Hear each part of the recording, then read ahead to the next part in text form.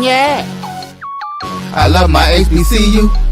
And boy, I love it, love it. I love it, love it. I love my HBCU. And man, I hope my team they won one. Yeah. I hope my team they won one. Yeah. Man, I hope my team they won one. I hope my team they won one. Yeah.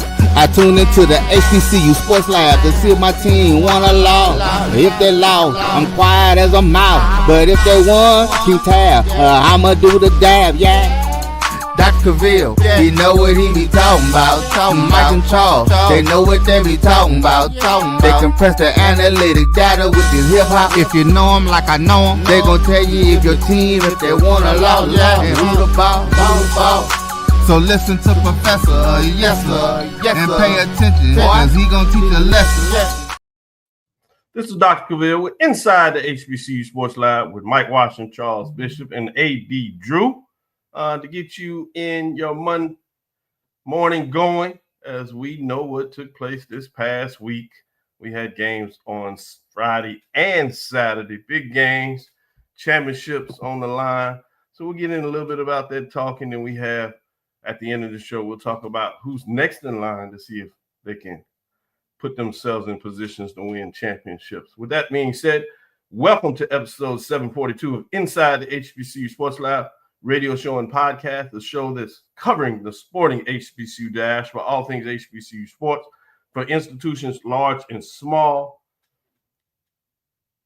From the NEIA to the NCAA, we share insights and information on the HBCU sports culture, HBCU athletic aesthetics to facilitate the story of HBCU athletic programs and the business of HBCU sports. As you know, we just like to call it, in short, HBCU sports pedagogy. I'm your host, Dr. Cavil, along with my co-host, Mike Washington and Charles Bishop. We're filming from our home studios and sending a signal live as we like to do on our Tuesday and Thursdays. But we are in our home, beautiful home at Texas Southern University from Houston, Texas. With that being said, let's bring everybody in. As we say, today's episode of Inside the HBCU Sports Lab is sponsored by THG Agency. THG Agency is a company that provides sporting, educational, and data analytics. Charles, oftentimes in the show on Sundays, we do On a Ledge. We also now have moved that to the mid-major division. Now it's to the point where you move from the ledge. I guess you still have some people on the ledge, some people jumping off the ledge. But now you got to the point where the folks that are remaining that hadn't had to do that, whether they chasing championships, now you get the rumor mill. It's going strong. So I had calls this morning, which kicked me off just a little bit as we trying to get that under control. And, those are very confidential conversations. So I'll leave that right there so I won't get us, certainly myself, in any real trouble. But you see, last time I put this on the season, I had a nephew playing on the team, and they had won the division. We're heading, at that time, they were heading to FAMU. Well, it's that time again. I'll leave it right there. So it's appropriate that we bring out some of these cigars for these folks, as we open things up for getting victories, because victories are hard, as we know, in the conference. Now, some of the scores may not look it like that, but the week leading up to get to the point where you can have those scores, they certainly like that. And then you have other times where it goes down the wire. So let's get some of these shots out here appropriately. Starting with Friday, I got a chance to go down to Raleigh. I want to give a shout out to North Carolina Central. I got to add another golf cart. They took care of me. Those folks know what it means to be hospitable. The fans, the administration, all those that are involved, SIDs, Maurice, sent an email, answered immediately, telling me the updates, directions. Got my media passes, no problem. Moved around, plenty of time on the field, talking to both coaches, wishing them the best. Got to chime with Jay Walker, Tiffany Green, in terms of they were doing their prep and getting around there. Trey Oliver. It was a big deal. You could tell that was a big game. Both bands came down there. Really good crowd in terms of what took place there. So very entertaining. So shout out. Cigar goes to South Carolina State. Charles, you went down there when I got a South Carolina State golf cap. It's in the office, so I can't show that. Or I might would have had it put that on to shout them out on a big victory, setting up major game that we'll talk about at the end of the show. So cigars to them, cigars to Delaware State Hornets. They continue to win. Cigars to Jackson State, put themselves in a position. Cigars to Alabama State as they keep rolling, putting themselves in a position so things will go down to next week on the eastern side. Cigars to Alcorn that was in a battle burn buster going back and forth as they get it done against Grambling, knock them off the ledge. Texas Southern sweating bullets, but they get a cigar because they are still in a position to get to 500. They also are not the team that lost to a team that hadn't won a conference game yet, but boy, was it Wilson Tuck had to lead, lost the lead big, came from behind a lot in that game. So it'll be interesting if anybody puts that on the ledger. So that was something there. Shout out to FAMU going to Alabama A&M. Alabama A&M, to their credit, is still fighting. Made it difficult to Rattlers, but the Rattlers was like, no, we need this victory. We trying to get to over 500 to close things out. So they still put themselves in a position to make that an option for them. So that was big in terms of what that looks like. Did I forget somebody? Yes. Yes. I got a couple. Thinking about this purple and gold down there in Texas. Prairie View has got it done as they've clinched and won the Western Division. So shout out to Coach Jackson, AD Golf, part of the team that put that package together. And Golf is doing well as he's won a regular season SWAC volleyball championship. So shout out to him. I also want to give some love, mid-major cigars. Johnson C. Smith. I won't go too deep in that. I'm sure AD is going to spin it around on one of those, if not both, as Benedict was respectful, but at the end of the day, trophy goes to Albany State. The Golden Rams get it done. So enough of my cigars. I think we covered most of those that got it done, got it out there. Did you say the Braves? Yes. You mentioned, okay, I'm sorry. I missed the winners of almost 4 straight now. Charles, I think he's trying to send subtle jabs at you because that. I get it. It's like later in the show. Can we get to the fourth segment? Let's get to the first. Watch this, Doc. That's Big Brother Mike. You know what he do. Yeah, I'm gonna give a cigar out to. We talk about the marching sport, but the Ocean of Soul and Humor Jukebox. They had a fifth quarter last night. Oh my goodness, it's viral. So shout out to the Ocean of Soul. That car wash, that was I did hear that. I did see that. So shout out, Rolls Royce. Shout out to both of them. Yeah. But here in marching sport, we gotta declare a winner. Who are you declaring as a winner, Charles? Ooh, that's hard because the jukebox had a Marvin Gaye song. Oh my God, that's hard. It's hard, but it's I would lead that to the band heads, but that car wash and the motion of the ocean. Pick a side. You know. I'm going with Texas Southern on that one. All right. Shout out cigars go to the Ocean of Soul for this segment in terms of, as we say in marching sport, we declare a winner. I'm sorry. Go ahead. It wasn't. They didn't have both bands there, so there was a feature on high school band. Willow Ridge High School Band in Houston, Texas. They bought it down. So I want to give the Thunder, man, you would have thought they were a small HBCU college, but man, they performed. Willow Ridge High School Band. I want to give them a cigar. Good one. Cigar, even though you shouldn't be giving cigars to teenage folks. Minors. But I'm talking about they banned. We're gonna just go subtly ignore that. One final. I know this was off the radar. I was trying to sell it. Somebody was gonna get a conference victory, and that conference victory goes to the Morgan State Bears as they defeat Norfolk State 35-28. Man, they find a way. And another one is shout out to Kentucky State for not messing it up. They did what they needed to do, and they did it in fine fashion. Drew will be telling you to watch D2 playoffs tonight.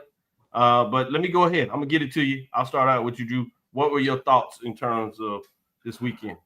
Since everybody else has done a band shout out, I need to get my band shout out in then also.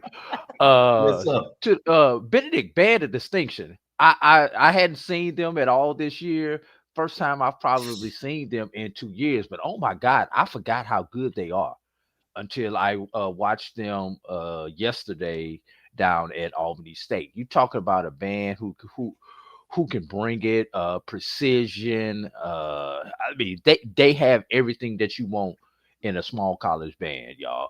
If you have not seen the band of distinction, the heck with the football team, which is good, but that Right. band of distinction, they are second to none when on the Division II level. Good stuff. Keep going. What else is your thoughts in terms of the big matchup on the field? Where were you going? First of all, I want to, and I know we'll get into the breakdown of the game, but if we go give a cigar for somebody, Dr. Cavil, I don't know who that young man was, but Friday night in the South Carolina State North Carolina Central game, when the South Carolina State quarterback looked like he was walking into the end zone in the fourth quarter, whoever that defensive back was who did not give up on the play and tackled him at the half-yard line. I still don't think they got the license plate of that truck that hit him, but which led to a fourth down stand that and thank God for South Carolina State, it did not ultimately cost them that game because that kid would have never lived that down. But to that defensive back who did not give up on that play, that's what you call championship football, everybody. That's what you call playing every play until the whistle. So number one, I want to shout that out. And then just number two, in a game that the Division II championship games turned out to be the opposite of what everybody thought they were going to be. You thought the blowout was going to be in the SIAC championship game, and that game wound up being very competitive. You had a score of every kind damn near in the game. The only thing we was missing was a safety, everybody.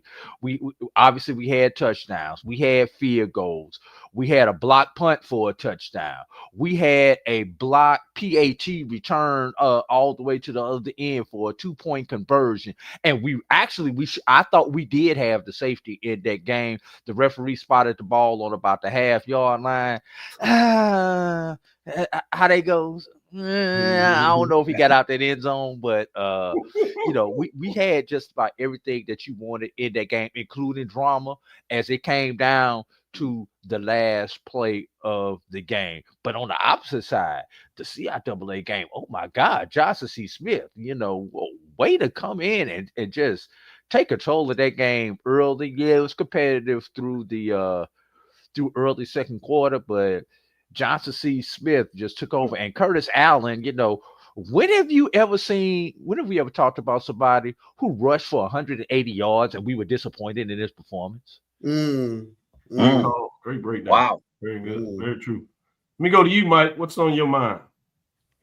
Well, I obviously, we were sitting in the stands. I had a chance to go everywhere in the PVAMU game, and they did what they are supposed to do. They won convincingly. But one thing I'd want to point out, when we started talking about PV in the middle of this year, we were talking about their running backs. Okay. We're talking about that 2 running back committee.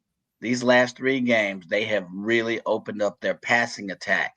And oh man, I just have to give kudos to Tremaine Jackson and his staff, because they have slowly opened this playbook up. So kudos to PV. I also want to say kudos to Texas Southern. I was watching that game, and that was a tale of 2 games. That was a hell of a game. And it could have went anyway. I thought Southern actually was going, all right, could this be the game that Southern was going to win? They're going to have their last home game. They're going to send those 17 seniors off.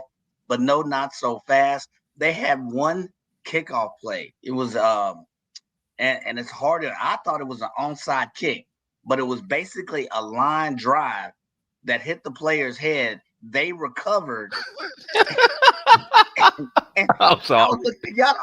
He was like, what happened? He was like, well, onside. My first response, but yes, they showed the replay. It was a line drive. It hit the person between the neck and the face and bounced right back. that was the momentum, and unfortunately, TSU ended up coming back in the latter half of the second half. But that was the most weird on-site play I've ever seen in my life. So it hit him in the neck, bounced off into the person's head. I don't think he even called that. I don't know what the intent was. It was a line drive about 5.5 feet off the ground, just a line bullet. So I don't know if he tried only to do that Mike can provide that type of description to the play where everybody was like into it.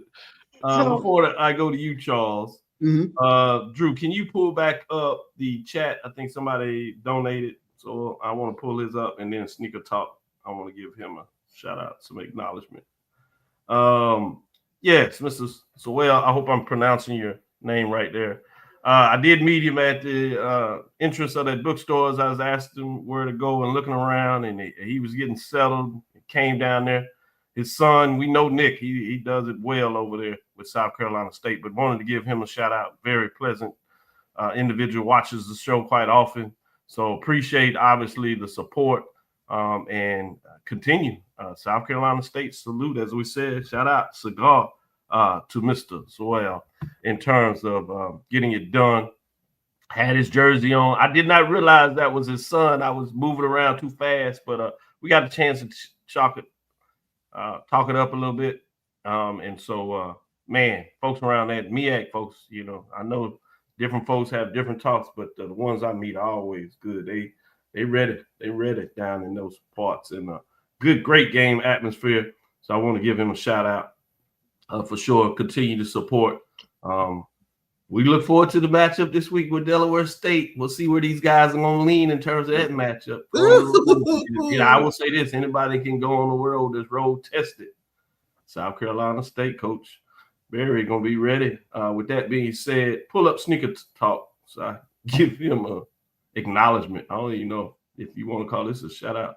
He said, I want to shout out Tennessee State, Aristocratic Bands. Though they performed in front of 75 people at yesterday's TSU game, they did their thing. Sound like a dress more rehearsal. People on the band in the field and in the stands. That's pretty tough. Tennessee State, what are you doing? What are you doing? What are you doing? Even when they were in the ring for a championship, it didn't work out like that. Without further ado, let me go to you, Charles. I know you want to get your thoughts out there. What stood out to you? What stood out to me, let me give a shout out to Texas Southern. First time since 2010 that they've beaten Southern in Baton Rouge. So anytime you can break a streak like that over 15 years, you deserve praise. But I guess starting off, you got to give you kudos to Prairie View, SWAC West champions. And like I've said all season, Coach Jack, he's talked the talk and the team has walked the walk. So you have to give kudos out to Prairie View for clinching their spot in the SWAC championship. Yesterday, Jackson State, hard-fought game with Bethune-Cookman. It went exactly how I thought it might go. Spirited effort from Bethune-Cookman. But the brother Leprechaun that sits just outside the vet was working again yesterday. So B.J. Washington, huge interception to seal that game. But Jackson State, 3 running backs, kind of talked about that this past week. 3 running backs that rushed for over 100 yards. So and we'll see where Jacoby Morgan's health is going forward. But this team is battle tested. It's rounding itself in the championship form that somebody is willing to make a play to keep those championship aspirations in place. Yeah, and as the former head coach of the Houston Rockets would say, never forget the heart of a champion. And you can see that playing out for Jackson State. Credit to them. As I said, cigar, shout out to them making the plays at the end. They were running the clock, and it looked like they were going to be able to run the clock, get that first down. As you said, they were really solid in terms of the run all game. But shout out to Bethune-Cookman defensive side. Found a way to force a fumble to give their offense a chance. They move all the way down to essentially the 22. And then Washington takes over with the play of the game for sure. And gets it done for Jackson State. Fascinating. Shout out to big analysis by all of you all in terms of key matchups. Fascinating to see what's going on. As we did a little bit of the band tease, I will talk this and say, obviously, the final ranking part of the HBCU Band of the Year came out. We'll go with the D2. We call it the mid-major here. Yeah, Winston-Salem State's Red Sea of Sound is in the 5th spot, 793.5 points. You know, there's 3 areas that measure. So that was broken down in terms of 246, 270.5, and 277 for their 3 areas, again, to give them a total of 793.5. Then you have the Tuskegee Marching Crimson Pipers, earn a total of 800, broken down to 244.5, 285.6, and 270. And you have the Miles Purple Marching Machine in the 3rd spot, coming into this at 828.6. That's 267, 281.1, and 280.5 in terms of how they graded out. You have in that 2nd spot, Fayetteville State, the Marching Broncos Express at 830.75. That's 280, 276, 274.75. And the Bridesmaids that just keep coming and pushing it down to see can they find a way to get into the championship round and this time bring it home. They've been there 2 years in a row, but finished 2nd. They're currently in the top spot, so they are looking to get that championship trophy. The Trojan Explosion at 287.5 in September, 294.2 in October, 296.8. So they are getting better each of the releases. So as we talk about in football and other sports, if you can find yourself playing the best and you can be playing at the end of the season, it's always good. And it looks like the Trojan Explosion is doing just that. So wanted to give them acknowledgement in terms of what that looks like. Division One. We'll go through that in terms of what that looks like in those rankings. Number 5, you just talked about Ocean and Soul, Charles. They were in that Final 5. So okay, you could imagine that what you said about the battle between Southern, the Human Jukebox makes sense because they right here in the mix at 882.96. That's 280.5, 290.27, 312.19 in terms of the breakdown there. Everybody has recognized from us talking about the Spartan Legion of Norfolk State, how they are already in the mix. Well, they're back in the business doing it again. They're at that 4th spot, 913.17. That's 284, 319.37, and 309.8. Holding down that 4th spot. At the 3rd spot, last year's champion, Marching 100 is at 921.27 points totaling, which broken down was 286, 321.57 plus 313.7. Getting back to the Human Jukebox with that legendary battle. You can see why you had top 5 programs going at it yesterday, and they held up today, ended the bargain along with a fascinating football game, 927.74. 299.5, 315.44, and 312.8 in terms of their breakdown. And the first-year champion is at it again, North Carolina A&T, running up last year, the Blue and Gold Marching Machine, ranked at the top. That's 294.13. September, they were at 305, October at 317, and November at 322.9. So they continue to get better. So fascinating when you break this down. We'll see what this means when the final is announced for those 4 programs, 2 from the mid-major, 2 from the major division, that's Division 2 and Division 1, will head to Atlanta for a championship in the battle of the band of the year, I should say. So with that being said, let's take our first break, come back on the other side. We're going to get further into breaking down these scores, see if there's any ledge talk, any Big Ben helmet stickers. We'll talk about that officially on the other side.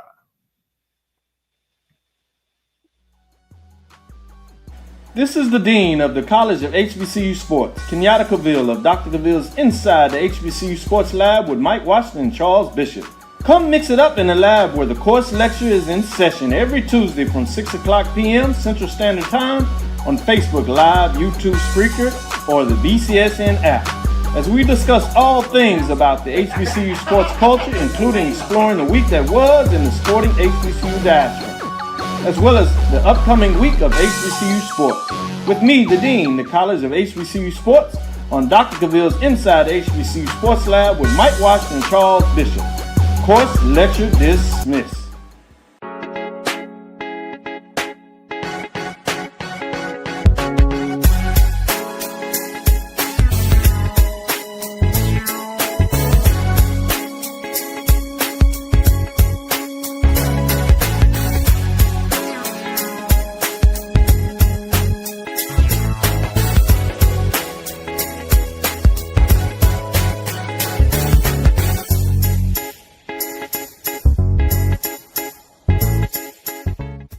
It's never too early to plant the seed, to share the tradition, and instill a sense of pride in your HBCU with your little ones.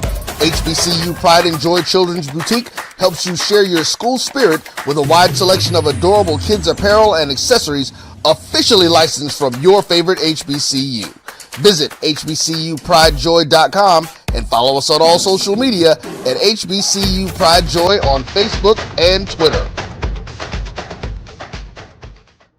For over 30 years, HBCU Image has been more than just an apparel store. We've been a movement, a statement, a legacy. We celebrate the pride, the purpose, and the culture that make historically black colleges and universities legendary. Whether you're a student or a lifelong supporter, our gear lets you wear your HBCU story with confidence and style. Because when you wear HBCU Image, you're not just wearing clothes. You're wearing culture. You're wearing pride. You're wearing purpose. HBCU. College football fans, the Cricket Celebration Bowl is celebrating 10 years of crowning an HBCU national champion. A champion will rise at Mercedes-Benz Stadium on December 13th as the MEAC and SWAC champions clash in Atlanta. Join us for championship football, interactive fan experiences, and iconic marching bands. It's an HBCU family reunion that you don't want to miss. See who will be crowned the next HBCU national champion. For event and ticket information, visit thecelebrationbowl.com. Compress the analytic data with your hip hop. If you know them like I know them, they gon' tell you if your team, if they wanna lose, and who the ball. So listen to Professor, yes sir, and pay attention, cause he gon' teach a lesson. This is Dr. Cavil with Inside the HBCU Sports Lab. Is that champagne? It looks like AD Drew is like, where his cup? Mike, No, this coffee, bro. Oh, he just saying he clean. He living a clean life. Charles got his coffee cup. Man, I feel bad. I'm not in the. Let me go get my water because I'm just good at it. I'm a good guy. Can't never go wrong with water. That's right. Plenty of it. With that being said, water's boring. Come on. Yes, sir, Mike. Yes, sir. Mike is in one of those big brother moves. With that being said, let's pull it up. Let's look at our scores. We'll talk about last week's rankings to remind people quickly of where things going on. And as we get into it, obviously you see the Big Ben. We'll get into the Big Ben sticker. With that being said, last week's top 7 looked like it. Number 7, Grambling State Tigers. At number 6, North Carolina Central Eagles. At number 5, Delaware State Hornets. At number 4, Prairie A&M Panthers. At number 3, South Carolina State Bulldogs. At number 2, Jackson State Tigers. At number 1, Alabama State Hornets. It'll be interesting to see what this week of games did for the top 7, if anything. But let's get into the scores first. Remind folks, breaking down the scores of what took place essentially with those top 7 programs. This is for week 11.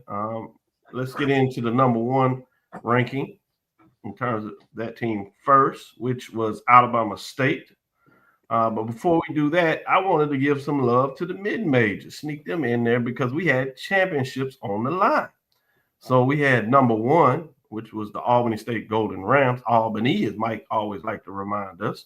And number 4, you had the Benedict College Tigers, sitting at 9-2, 7-1. Close game, closer than most people thought. With the Golden Rams getting it done, the important part, they hold up the trophy, winning 22-16. So they improve and get to the magical 10-win season, 10-1 on the season, 8-0 in conference. Very impressive. While Benedict Tigers have bounced back, and they're certainly in the championship business. They finished their season at 9-2, and they were 7-1 in the conference race before the championship game. Interesting enough, wanted to sneak in that fact in terms of making sure we acknowledge the Auburn State Golden Rams winning at SIAC Championship 2020-25. Next matchup, our next big game was also a championship. It was the CIAA. This is a picture acknowledging the championship. Coach Gray there. It'd be interesting to see as we talk about fans on the ledge. You can also have fans on the ledge for a different reason in terms of wondering about their championship level coach as they've gotten back in the championship business. Sometimes you can get in the business and get right back out if things don't work your way. But we shall see. I've not been told anything. Just saying. With that 16-time SIAC champs, as Eric, Canders reminds us to give him a shout out to those Golden Rams. Let's get into that second championship affair. This one was a upset for many people. 90 years since the Golden Bulls been able to do this in a lot of ways, but they win. World War II? Damn yes, near. CIAA championship. So a lot of shout outs to Johnson C. Smith, Golden Bulls. Coach Flowers was pushing that program. We saw it. Just got bitten last year, but they came back with the ultimate reward, getting it done against number 2. Coming in as the Virginia Unions were the favorite for most folks.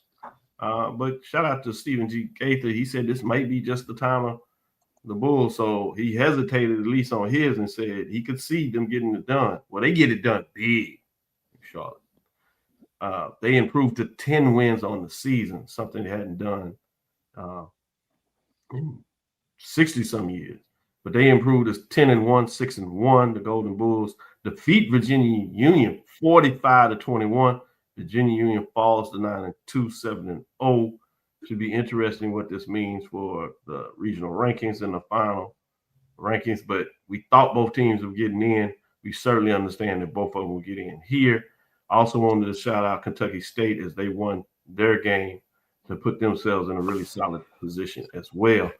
But that was some magic from mid-major. We'll take a deeper dive in those matchups on Tuesday. But I wanted to acknowledge that the champ is here. 2 champs are here. One out of the SIAC and CIAA. Let's get into our major division matchups. Before we do that, I think we do have a picture of the Golden Bulls team as they are taking their shot, acknowledging their championship. Congratulations again to the Golden Bulls for getting it done. Hate that I had to get back to Houston because I was in that area, as I told you, Raleigh, and outside of that, would have found a way to stay around there, but certainly had my eyes watching that game. Good job by the Golden Bulls and the coaching staff. Wow, amazing. With that being said, let's go to Alabama State as they go down. They continue to win big in terms of what they got going on, improving to 8-2, 6-1 in the conference race, 41-3. They have 2 games remaining, so there's a shot to get to the 10-win mark, which would be fascinating to see. 1-9 in terms of Valley, 0-6 as they close out things, trying to find that elusive win, if you would, in conference play. But they have a tough road to go because they travel to Prairie View, who's on the list. But let's look at number 2, which would be the Jackson State Tigers at home. We alluded to the end of this game, but the official score with that pick 6, if you would, run 82 yards back and to seal the deal by Washington. The Jackson State Tigers just find a way to win, playing with a backup quarterback, freshman, but he is getting it done. 28-13, 8-2 and 6-1, 5-6, 4-3. Charles alluded to it. There might be some updates about the quarterback position. We'll see what that means for that game. Fascinating to see that the Tigers are getting prepared to be in what they believe is championship position.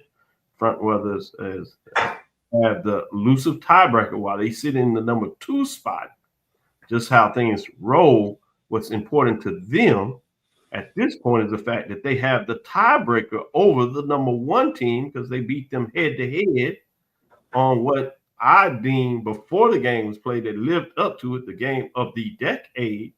It came down to a final play as the Jackson State Tigers defense was able to hold the Alabama State Hornets offense out of the end zone. As we go back a little bit in our memory box, that game we thought was going to be crucial, and it looks like it's going down to be extremely crucial.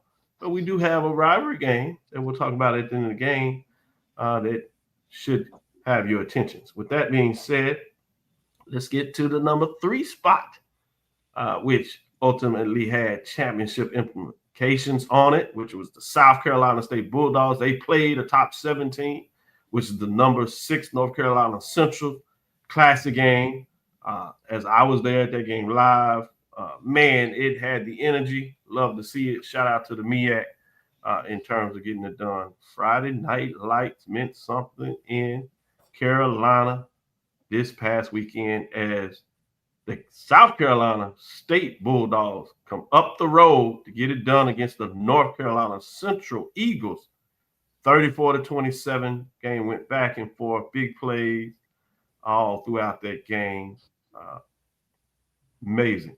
The Bulldogs improved to 8-3, 4-0 more importantly in conference play, setting up a big matchup, a de facto MEAC championship game against Delaware State next weekend.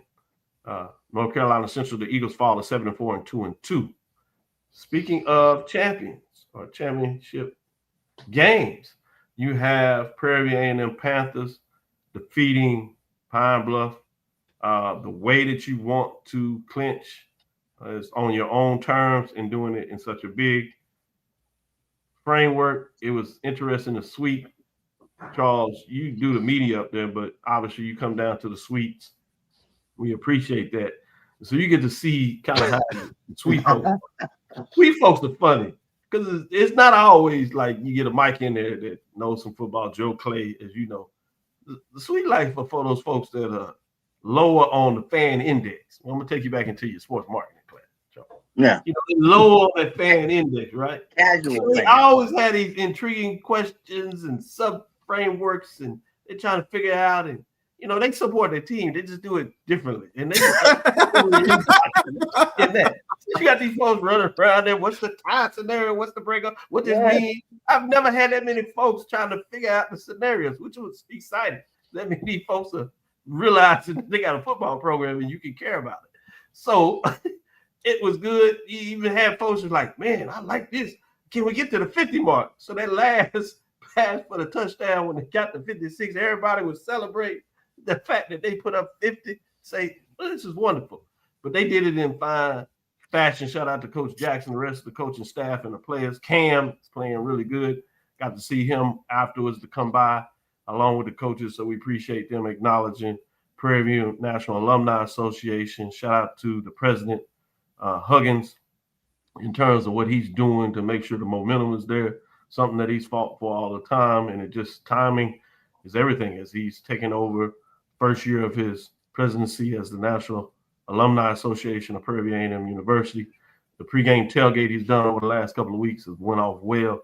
A lot of folks in bringing different factions of Prairie View fandom and different organizations together. So shout out to Roosevelt Huggins for being able to get that done. But Prairie View defeats Pine Bluff.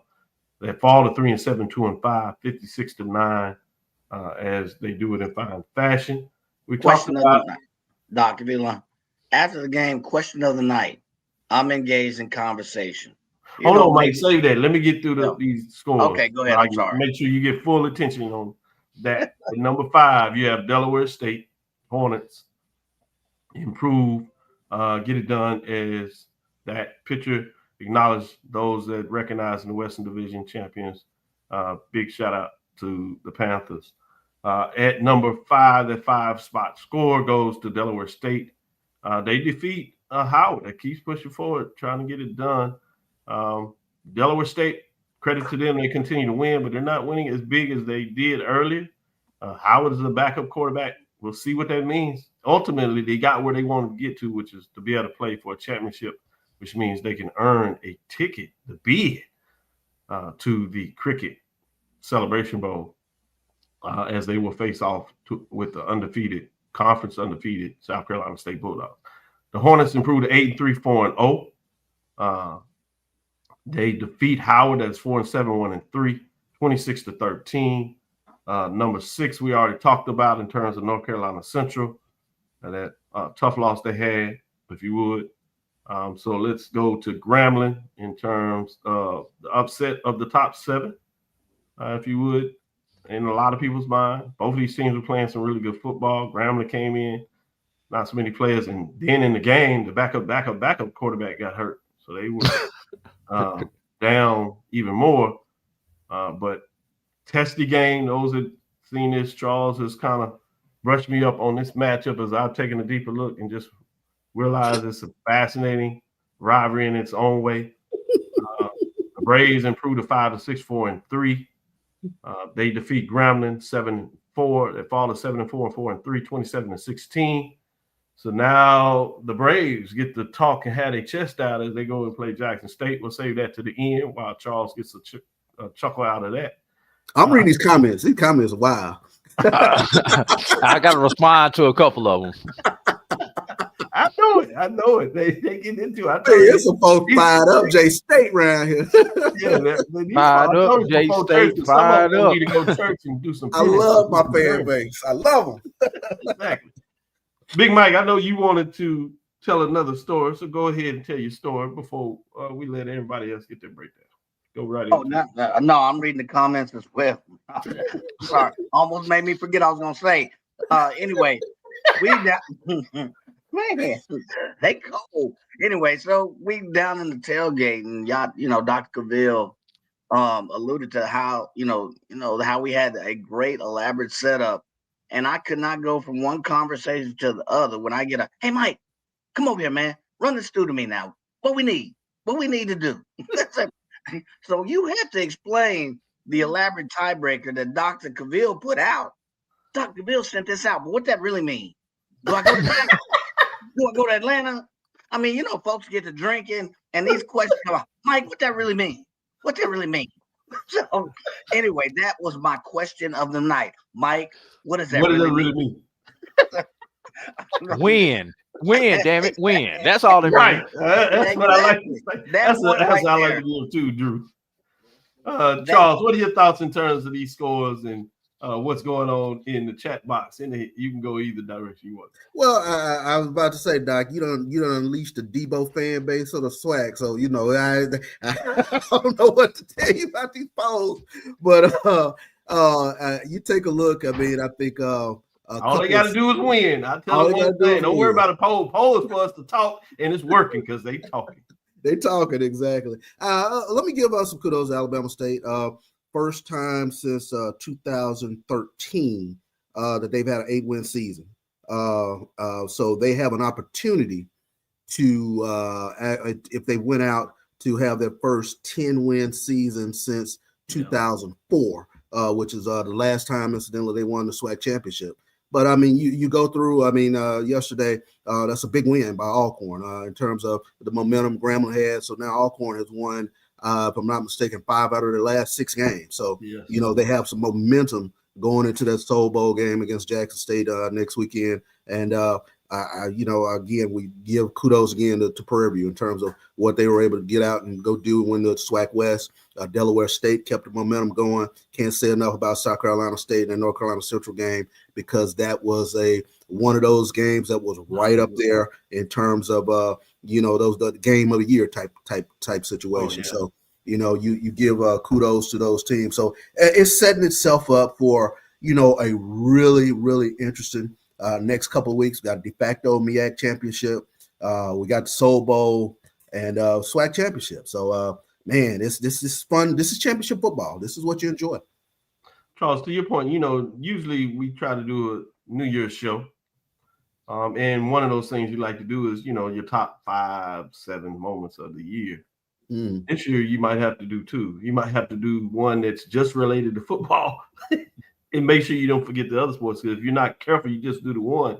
Especially if you're doing a top 5 list, I could easily push 4 of the 5 being football games. Yeah. In terms of this year. what that took place when you and this year, and we're not finished.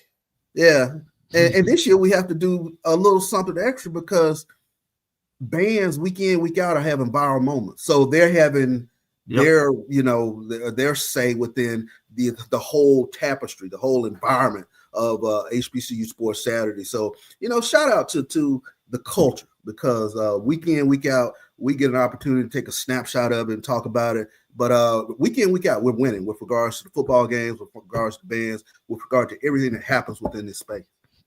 Good stuff. Top 7, Drew. And I know we're gonna get into it. We may have gone from who's on the ledge to who's on the hot seat. That may be the shift of the conversation. And I don't know. And I usually be careful. Actually, it has shifted. I can't help this, and we don't have the Dr. Pepper hot seat either. So we're supposed to be like, I got a garage of Dr. Pepper. That's not gonna work around these parts. If we don't have that sponsorship, go ahead, Drew. But yeah, that's number one. Number two, the nerds with the slide rules and the protractors and everything can go ahead and take the begin their Christmas break because of what happened yesterday. We don't need all that stuff. It's real simple. If a certain team wins, they are in. If they lose, they are out. In the BAC, Delaware State wins, they're in. In the BAC, South Carolina State wins, they're in next week. In the SWAC East, Jackson State wins, they're in. So, and even in the crazy scenario that both Jackson State and Alabama State lose and FAMU wins out with both teams having 2 losses, then Jackson State still wins that 3-way tiebreaker.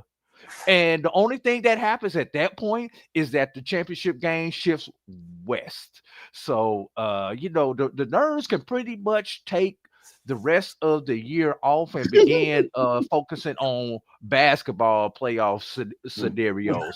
And I got to answer this question, everybody. I've got to answer this question.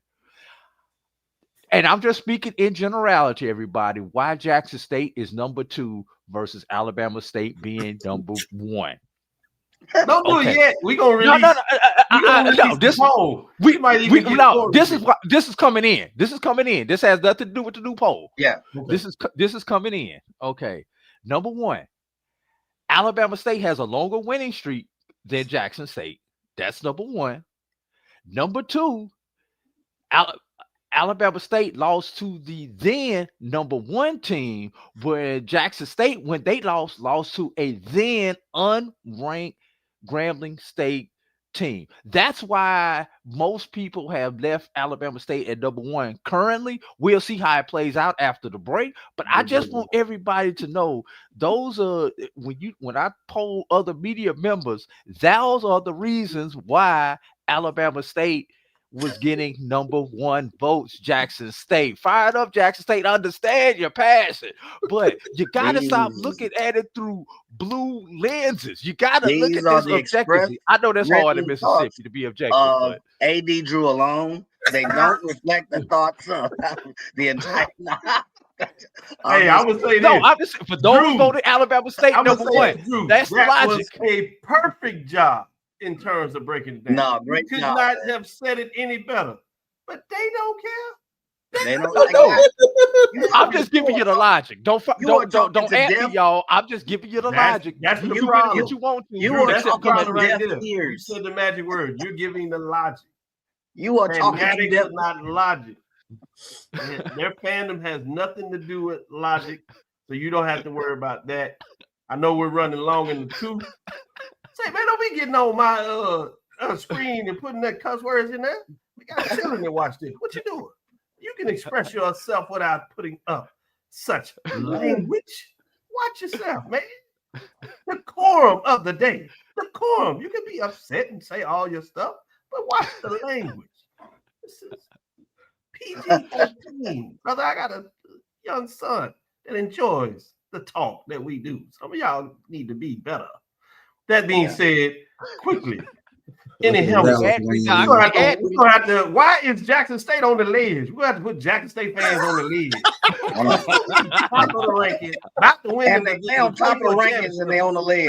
Sell it all on the field, but you on the ledge. Helmet sticker, Mike. Any big helmet sticker you want to do? Oh man, I'm still reading these. Hold on, man. You can't let me say that. Let me go ledge. Let me do the ledge, and then we'll at the end of the show, if we have time, we'll do that. Charles, anybody on the ledge you want to put on there? Don't put. Give me a favor. Do not put Jackson State on the ledge. I was looking at the comments. I was close, but I would say that if you are a Virginia Union fan, if you're a Johnson C. Smith fan, an Albany State fan, your coaches are hot right now. Ooh, they hot. So, you're right. Fan base is on the hot. We mean the frying pan hot. Yeah. Like I want him hot. That type hot. Yeah. Wow, that's good. Good stuff. Anybody else want to do ledge? Mike, AD, or you go ahead. I'm gonna do a ledge at the Division II level. The Fayetteville State fan base. Is on the ledge because you guys are probably going to be left out of the playoffs due to some things beyond your control yesterday because you guys did not play an 11th game. And I can I give a quick helmet sticker? Yes. Okay, helmet sticker. Albany State in Super Region 1 and Super Region 2.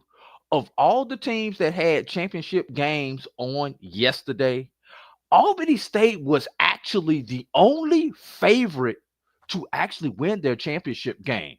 Wow. So when you see the Division II playoff brackets come out tonight, you're going to see some chaos because some teams that were not ranked picked up the automatic bids yesterday. Wow. So you're going to see some real shuffling and some teams. SIAC team Benedict might be in trouble. Not because of what they have done on the field, but because of what everybody behind them did and these automatic bids.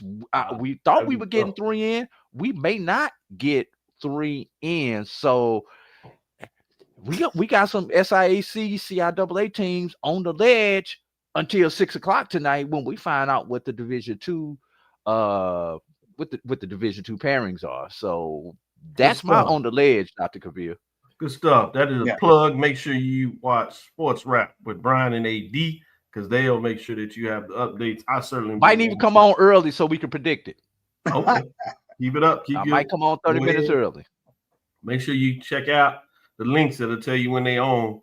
They usually come on 5 o'clock Central 6. So a little bit earlier than that. Check it out 30 minutes early before that. So keep your clock in terms of what that looks like. With that being said, let's take our next break, come out here and get into this top 7 and see if we can get some real chaos going on. I will tell you this, no changes in terms of the top 7, but there are changes in the top 7. We'll see what that looks like on the other side. You're looking for the latest information on Southern University sports, the Southwestern Athletic Conference, and HBCU athletics. There's only one place to go. Tune in to the Carlos Brown Show, exclusively on the Black College Sports Network. Planning an event? From weddings to corporate functions, CMJ Events LLC brings over 15 years of experience to make your vision a reality. Based in Metro Atlanta and serving statewide, even internationally, we provide versatile event planning and authentic catering cuisines tailored to your needs. Whether it's pre-game meals for student athletes, fundraisers, weddings, corporate functions, CMJ Events LLC is your one-stop solution for exceptional service and unforgettable food. Our diverse culinary heritage means we cater to all cultural tastes, dietary needs, and food restrictions, making every meal uniquely yours.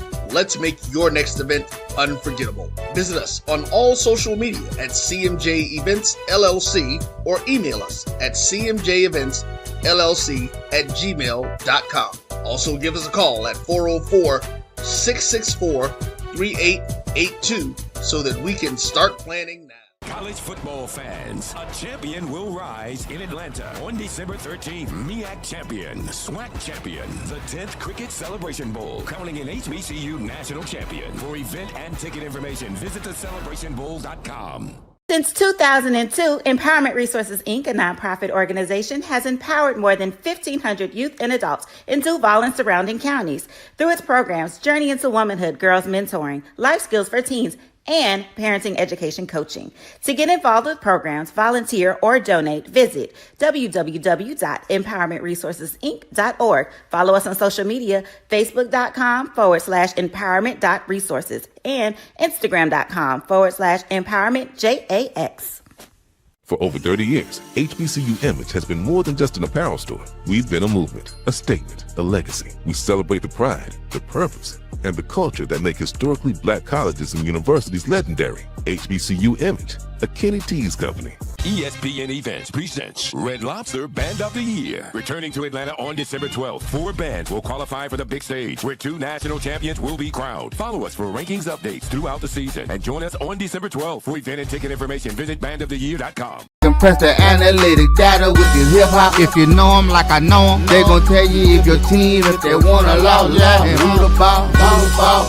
So listen to Professor, yes sir, and pay attention, cause he gon' teach a lesson.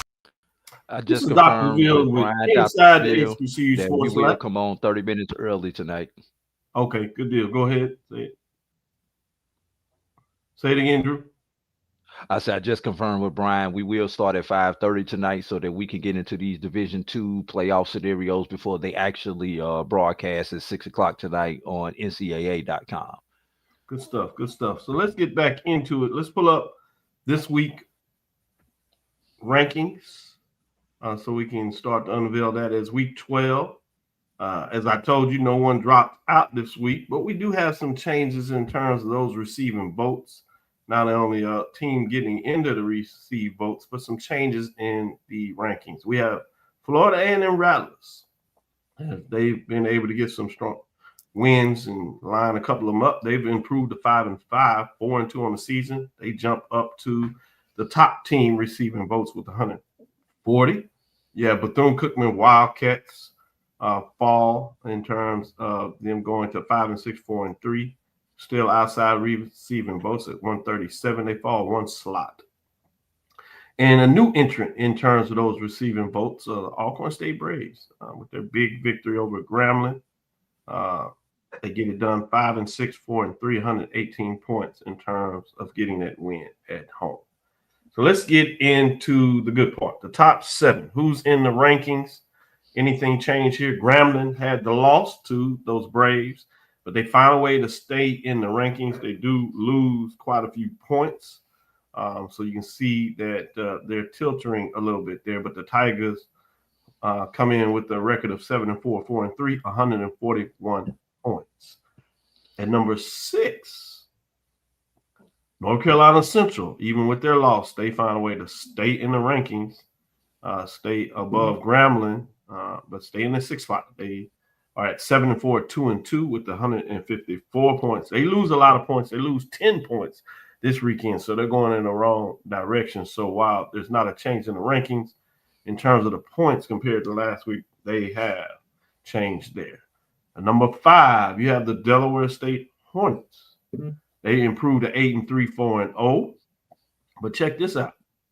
Somebody believes they should be at the top. They get a first place vote. One of the pollsters sent in with them ranked in the number 1 position. They have improved in terms of their point differential of last week, 184. Overall, they stay in the 5th spot, but just wanted to share a little bit of the details of what's going on here. At number 4, Prairie View and Panthers, 8-3, 6-1. Somebody has registered them in the top spot in terms of the voters. So you see some folks moving votes around. It wasn't enough to change anything at this point, but you got 1 first place vote. They improve in terms of 190 points, but they stay at number 4, bringing us to number 3. At number 3, Jackson State Tigers. They slide a bit. They keep their 2 first place votes at 8-2, 6-1, 202 points, but they slide from the 2 spot. So those Jackson State fans are really finna get into the popcorn machines. And sorry, Charles, because you're going to have to be the negotiator of this, which probably obviously shows that there's a change in the 2 spot. We'll see who that is. At the 2 spot, we have South Carolina State Bulldogs. They move up 1 spot at 8-3, 4-0 in the conference race of the MEAC. They are earning 3 first place votes. They add a first place vote in terms of what that looks like. So somebody in the poll rankings has moved, it looks, from taking their first place vote away from Jackson State and giving it to South Carolina State. Probably just a matchup. Jackson State played Bethune-Cookman, was solid. Some people may have taken into account that Bethune-Cookman was out 9 players. And playing at home game coming down to the wire may have cost. Be interesting to see. But South Carolina State taking care of North Carolina Central, top 7 matchup versus a top 10 matchup for Jackson State. Fascinating to see how that goes. But if you're Jackson State, no worries. You're in a championship hunt, and you certainly can prove everybody wrong. Just continue to win.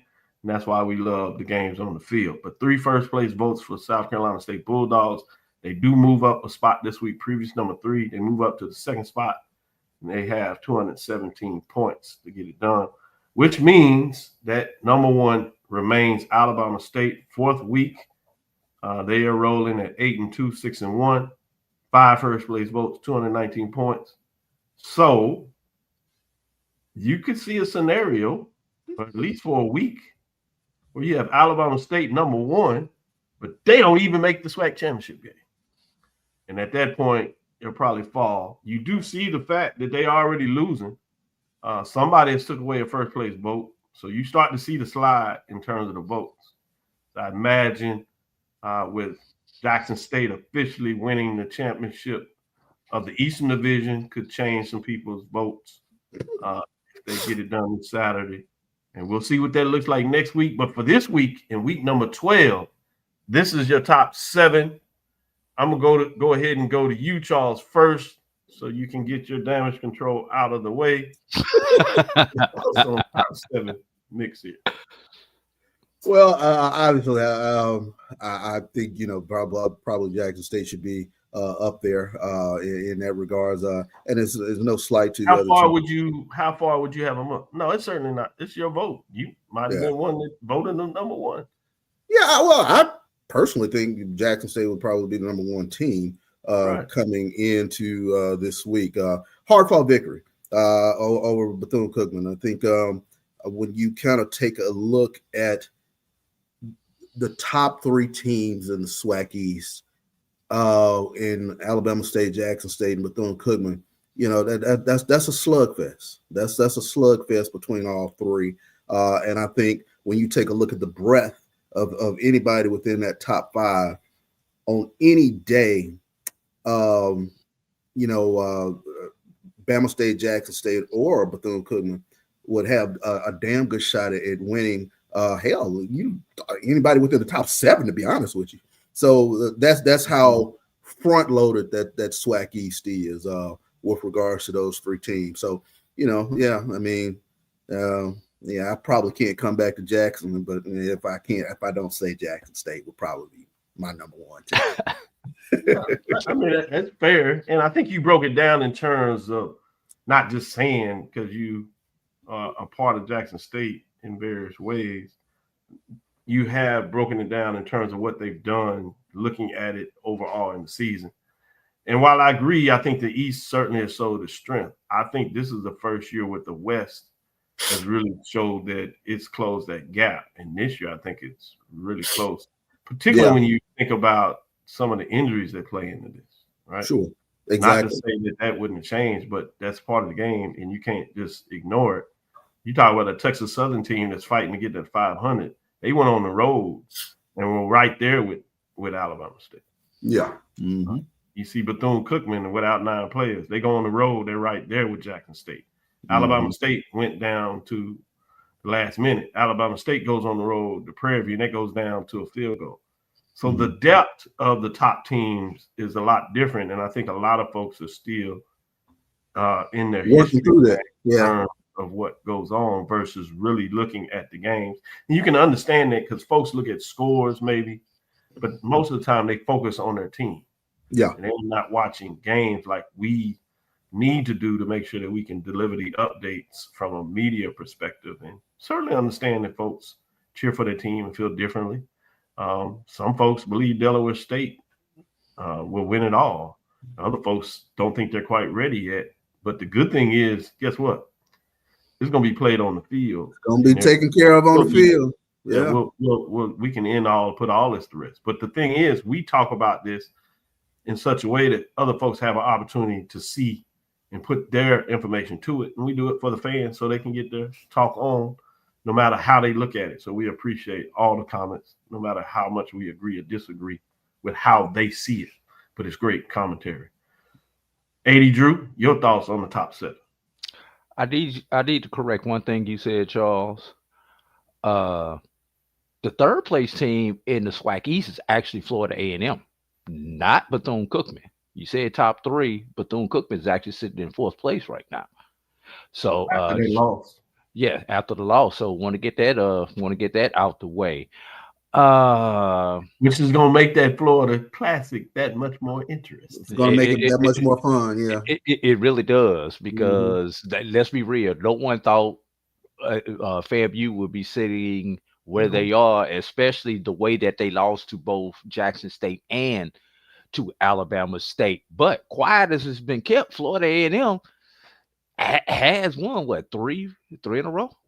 So we just need to keep it out there. Speaking of winning streaks, Dr. Cavil, and although I actually understand Jackson State's complaint on this one, I mean they've got a complaint enough for not being number 1, valid from a Jackson State perspective.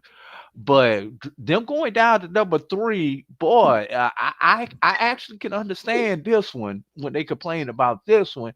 Except when you take a look at it, Dr. Cavil, of the 7 teams that are on the screen, South Carolina State has the longest winning streak, having won 6 consecutive games. So when you look at that, that may be what some of the pollsters were looking at. Not me. I want to say this. I'm gonna put this on the record. I still had Jackson State number 2, so y'all can at me on Jackson State being number 2, everybody. But South Carolina State number 2, I can actually see that. I will also say this: should Jackson State win Saturday and Alabama State win Saturday, because Alabama State season will essentially be over, I'm just giving them the wash against Tuskegee. I will flip my vote to making Jackson State number 1 because their season will be continuing on versus Alabama State's, whose season will essentially be over. The second longest winning streak on this screen, Dr. Cavil, is Delaware State. I personally have Delaware State at number 3, ahead of South Carolina State. You can argue that Delaware State should be above Prairie View A&M, but you're splitting hairs with that one. Also, at this point in time in the season, Dr. Cavil, it's very refreshing to see that every team on this screen has 7 or more wins. Yeah, that is refreshing. Although Grambling State's conference record leaves a little bit to be questioned, the fact that they have 7 overall victories. Yeah, everybody, y'all do forget that one was against the NAIA, one was against the Division II. But even still, yeah, that was my shot at y'all, Grambling State. Sneaky shot at you. But the fact that they have been able to get it done, it's going to be interesting, especially when you consider a week-to-week poll there, Dr. Cavil. And last thing, who thought we would see a Rattler sighting, even as far as receiving votes, Dr. Cavil, the way that all Right. of us have been on the orange and green this year. I never thought I would see it. And when I did my vote, I'm like, damn, I'm actually just to put FAMU back up in here. Good stuff. Good stuff. I'm gonna go down some schedules and just give you team victories and wins. Starting with Jackson State, since they're the talk of the town, remaining national champion. We did that. We recognized their championship. They did it on the field, no doubt, and left no questions to me last year.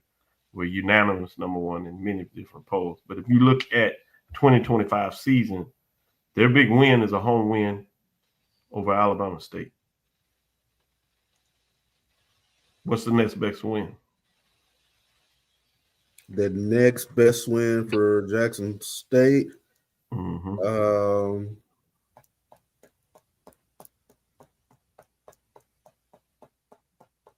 Defeated Hampton. Defeated Tuskegee. Yeah, I'm sitting here trying to kind of go through the schedule right now. Keep that's why I'm gonna break it down so everybody can see it. Mm-hmm. Defeated Hampton. Mm-hmm. Lost to Southern Miss. Defeated Tuskegee. Defeated Southern. Defeated Alabama A&M. Defeated FAMU. Defeated Valley. Defeated Bethune-Cookman. Well, if we're propping FAMU, that's a hell of a win down there in Tallahassee. All right. So best win is Alabama State. Second best win is FAMU. Mm-hmm. Yeah, I would say one of the Florida schools. And then let's look at Alabama State. Then the third one is Bethune-Cookman. I agree. I'm just putting it out there so folks can see. Not trying to go in either direction. Just saying people can start looking down the season as you start to analyze. Alabama State's best win is probably Prairie View on the road. Definitely. Yeah. See about their second best win. They defeat Southern. FAMU. Defeat Alabama State. Defeat FAMU. Defeat Bethune-Cookman. Defeat Alabama A&M. Defeat Texas Southern. Defeat Valley. What's their second best win? I would say Texas Southern at the time that they played Texas Southern, because Texas Southern was hot at that point. That's a good argument. So we can flip it 2 or 3. Bethune-Cookman at Texas Southern. All right. Let's go to Prairie View. For entertainment value only. Prairie View opened up with a literally last second win, much like Jackson State did over getting the stop, though. This one was offensively a win for Prairie View over Texas Southern. They defeat UT Grand Valley. Excuse me, they lose the Valley. Rio Grande Valley. Or UT Rio Grande, I should say. They defeat Northwestern, defeat Grambling, defeat Alcorn, defeat Southern, Lincoln, whatever. Defeat Alabama A&M, defeat Pine Bluff. What's their best win? Grambling to me. After Charles, you agree with that? Ooh. Yeah, probably would have been Grambling. Second best win?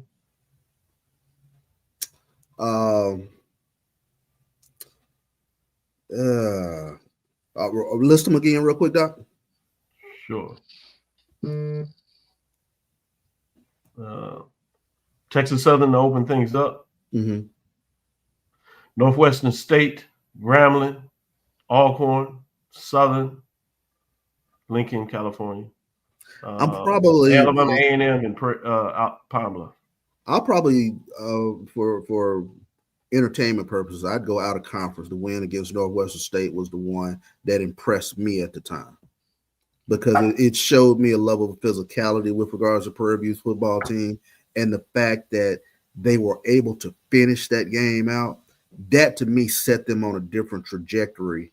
No matter where Northwestern State is within their conference right now, again, we talk about out of conference wins in this conference being huge, and to me, that was a victory that I had not seen from Prairie View over the past couple of years. Good point. Good point. I can respect that, but I got to go with Texas Southern because it was the first win, and it was a conference win. So for you to come in as a brand new coach into this conference and to pull off a W in your first game, wins are hard enough to come by, but when you win first time out against your rivalry game, game, I got to I can lean go a with that little argument. just a hair more towards that one, Charles. Yeah, I can go with that argument. Great stuff. Let's look at MEAC. We'll do just the top three. Keep this simple. Starting with South Carolina State.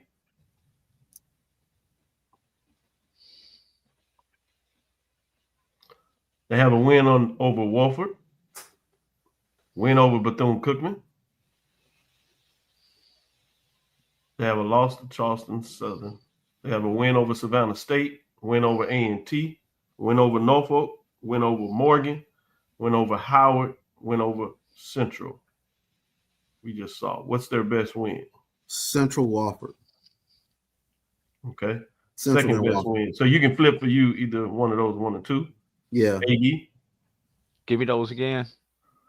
South Carolina State over Wofford. They have a win over Bethune-Cookman.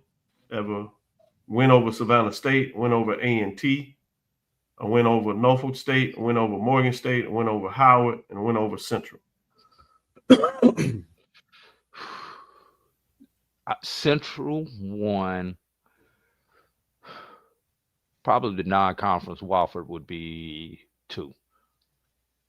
Gotcha.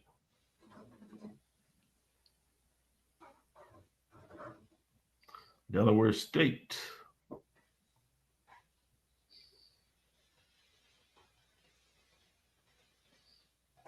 Win over. We already know what number Albany. 1 is, Dr. Cavil. Win over Bowie State. Exactly. Win over St. Francis.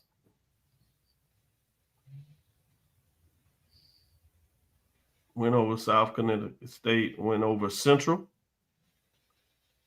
Win over Norfolk State. Win over Delaware State. Over Morgan State, and win over Howard. What's the best win? Central. Pretty easy. I agree. Second best win? St. Francis, maybe? I agree.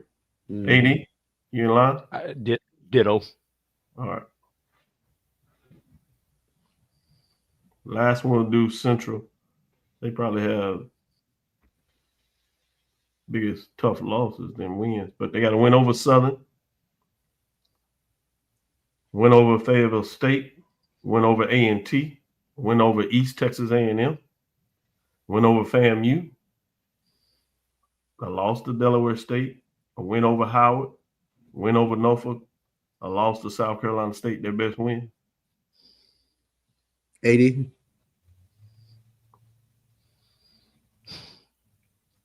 Do they really have a good win? East Texas A&M, maybe? Maybe East Texas A&M. Yeah, on the road.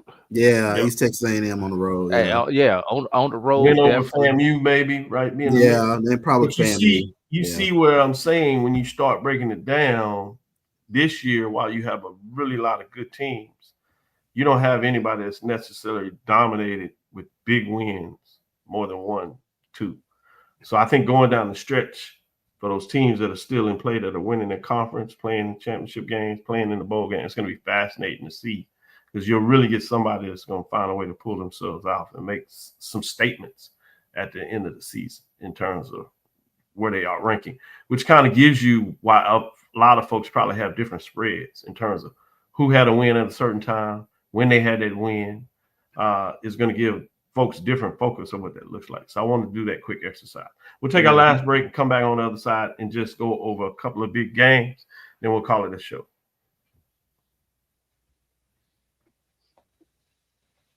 ESPN Events presents Red Lobster Band of the Year, a title reserved for elite HBCU marching bands. A season-long competition that culminates in Atlanta on Friday, December 12th. Drum majors, percussion, drill, auxiliaries, musicality. All aspects will be examined by the toughest judges in the world of college bands. 4 will qualify for the big stage, where national champions will be crowned. Follow us on social media for rankings updates throughout the season. And join us in Atlanta on December 12th. For event and ticket information, visit bandoftheyear.com. For over 30 years, HBCU Image has been more than just an apparel store. We've been a movement, a statement, a legacy. We celebrate the pride, the purpose, and the culture that make historically black colleges and universities legendary.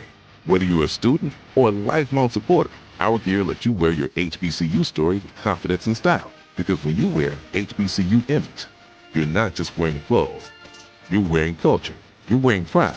You're wearing purpose. HBCU Image. A Kenny T's company. Compress the analytic data with your hip hop. If you know them like I know them, they gon' tell you if your team, if they wanna lose, and who the ball. So listen to Professor, yes sir, and pay attention, cause he gon' teach a lesson. We're gonna get in this and run it really quick.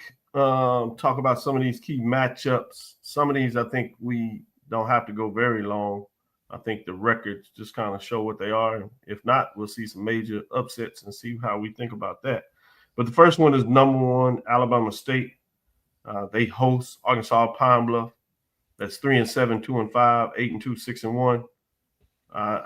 Y'all going with Hornets, I would imagine. Anybody has something that says hold on? Bama State on them. Yeah. Let's get into the next one where it really gets fun. This is the game, another one of those games of the week. This is literally for it all. South Carolina State Bulldogs coming in 8-3, 4-0 after going on the road and getting a huge victory this past Friday. They set themselves up against a road game against number 5 Delaware State Hornets, 8-3, 4-0. Surprise of the HBCU season for most folks, I would think. Huge matchup. All eyes at some point will be on this matchup, whether they watch it all or take peeks at it. Somebody's going to be looking for this. Sticking with you, Charles, what are your thoughts on this matchup? Who are you leaning towards? I think a strong running game can get you to the Celebration Bowl. So I'm going to go Delaware State on this. Upset of the year. You're talking about a magical season statement, not because of where they rank. They have every right to be there, but just the surprise on the run they have. First year head coach. Be interesting to see what that looks like. Charles says, out of the MEAC, you'll have a first year coach, much like you did last year. I don't know, by Tuesday, Thursday, after I kind of pour into this was early now. It's way too early. You get a chance to dig into those. I'm very thin on this one. People died. Yeah. So you have the right to change if you see some other stuff. But I just think it's fascinating. But I think it's one of those games. I can see people changing 2 or 3 times this week. Which direction they're going. So it's going to be one of those type of games. 80 Drew, your early analysis of this game, which direction you going? You do mention a strong run game, Charles. You act like South Carolina State does not have a strong run game. That's why he was hesitating. You saw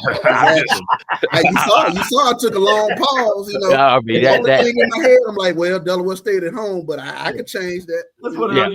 You scratch your head.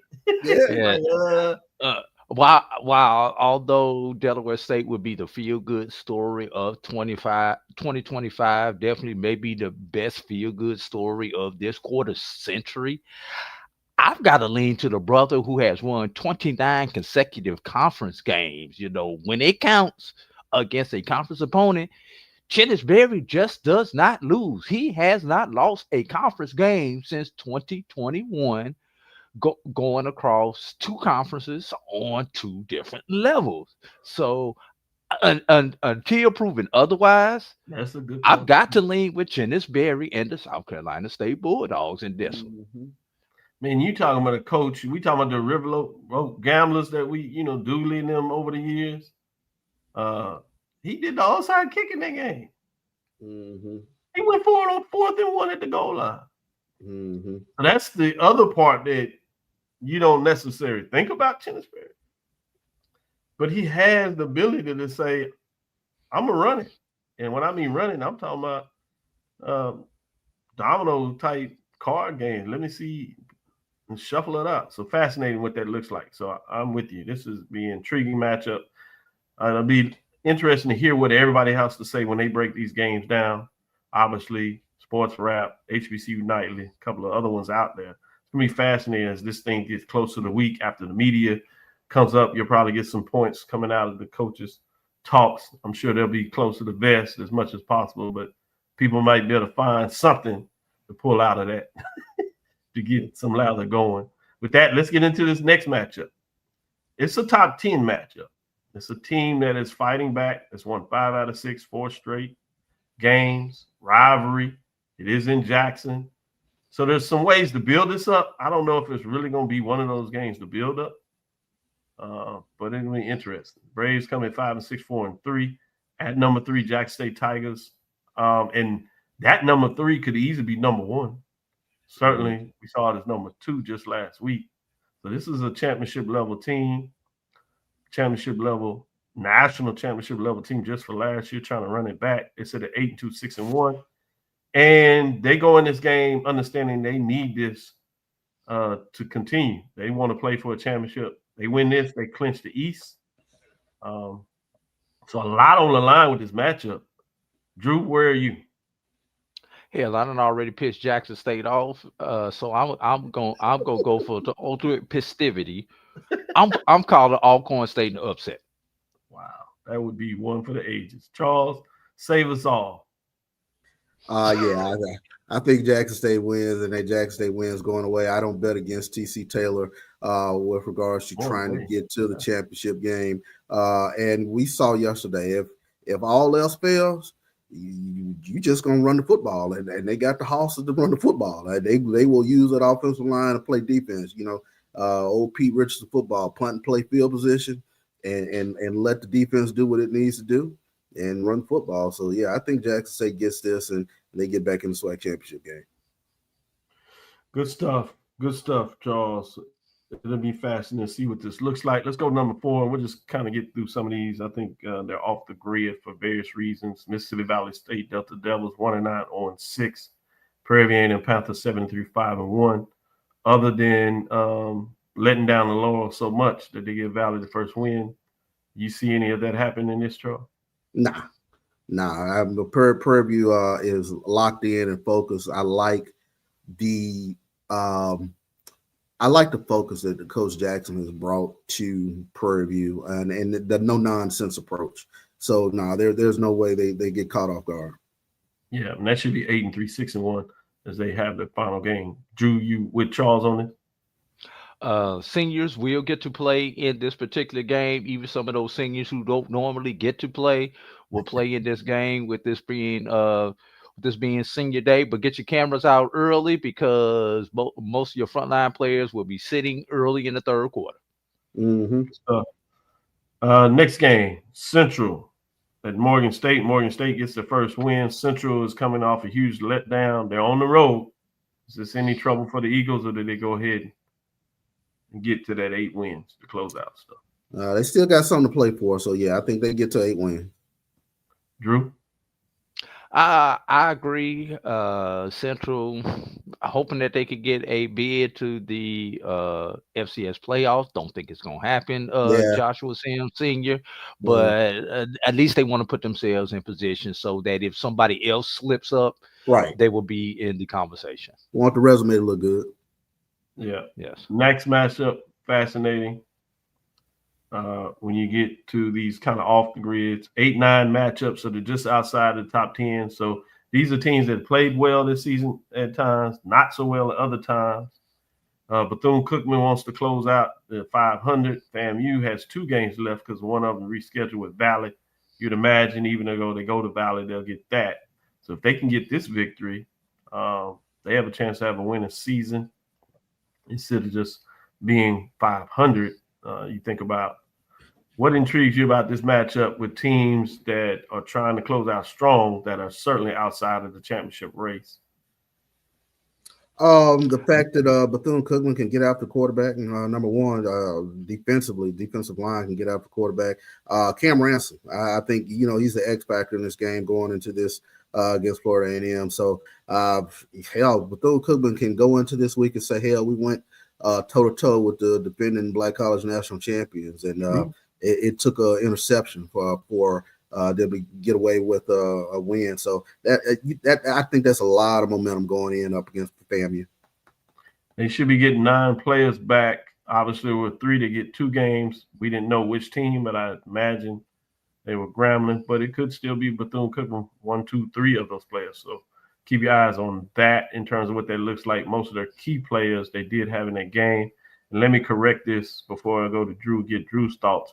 Technically, FAMU is still in the race. They need a lot of things to go their way because it could be a 3-way tie at 4-2. They get this victory. They need Valley to do the upset. Pine Bluff to do the upset of the year against Alabama State. And then, obviously, not as the same level upset, but the Braves. But it'd be fascinating because they're still trying to finish strong. So, Drew, what are your thoughts in terms of this matchup? You've seen it over the years in different ways. Usually one of these teams is fighting for a championship in the race. This is a little different with teams trying to get some momentum to close out the season and look forward to next year anyway.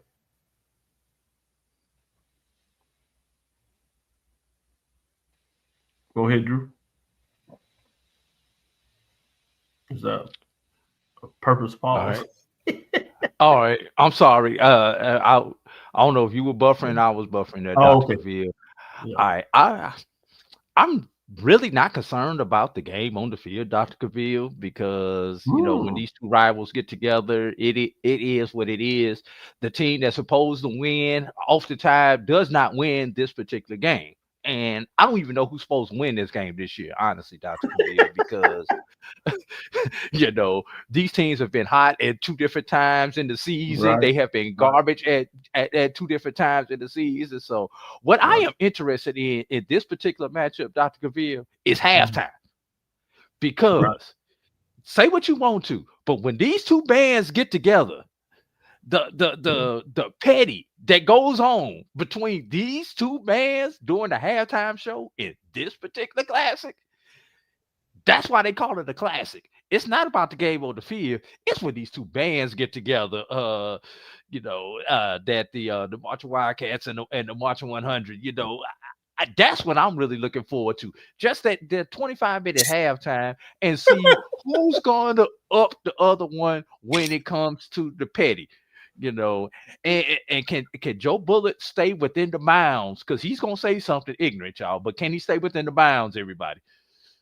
Yeah, you don't want another fight. Y'all hell on these Florida bands. I promise y'all.